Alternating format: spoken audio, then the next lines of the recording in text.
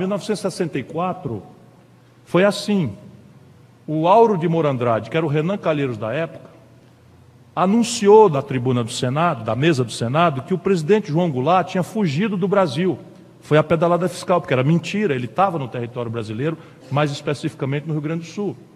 Em seguida, como já tinha passado 2 anos e o Jango era o vice, ele deu posse ao Eduardo Cunha da época, que era o Ranieri Mazzilli. Este, em linha com a Constituição Federal, convoca o Congresso para fazer eleições indiretas e se apresenta candidato o general Marechal Castelo Branco.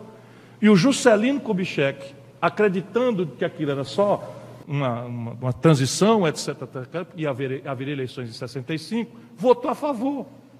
O Tancredo, que era um velho esperto, subiu lá e chamou canalhas, canalhas, canalhas, e denunciou o que estava acontecendo, né?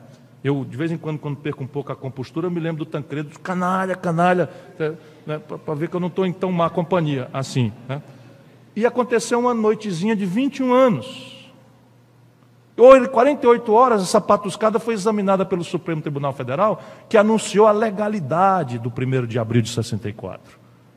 Portanto, a ideia de, assim, hoje também é documento oficial, havia estacionada na Baía de Guanabara, um porta-aviões americano armado até os dentes, conluiado com brasileiros que toparam permitir uma potência estrangeira descer para interferir na política do país. Igualzinho como está acontecendo hoje. E a onda na rua era corrupção, mar de lama, já como tinham feito com Getúlio Vargas lá atrás. Isso é a mesma conversa. O filme não muda. A imprensa simplesmente é a mesma coisa. O que se chama imprensa nacional no Brasil é um ajuntamento nepotista de 5 famílias.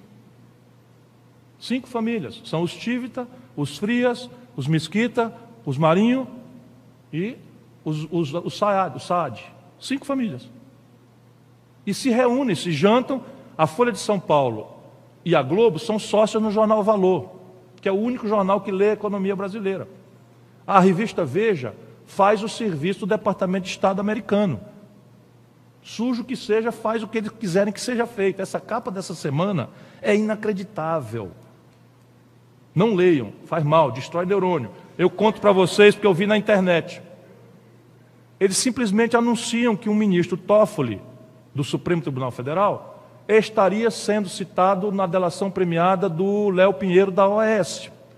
Aí quando você vai ver qual é a citação, o Léo Pinheiro teria dito que o ministro falou para ele, numa certa reunião social, que estava com as infiltrações em casa. E ele prontamente se ofereceu para mandar um engenheiro lá olhar que diabo era aquilo. E ele disse muito obrigado. E o engenheiro foi, olhou e disse para ele, olha, isso aqui é um negócio, a empresa boa que resolve esse problema é essa aqui. Ele foi, contratou a empresa e pagou a empresa, e a empresa fez. E essa é a notícia da Veja. Capa da Veja e manchete. Ministro do Supremo enrolado na Lava Jato. Agora, qual é a intenção? Ofender o ministro do Supremo? Claro que não. No dia seguinte, o Janot suspendeu a delação premiada do Léo Pinheiro, que, por sua vez, já disse que entregou 10 milhões de reais em espécie para o Michel Temer.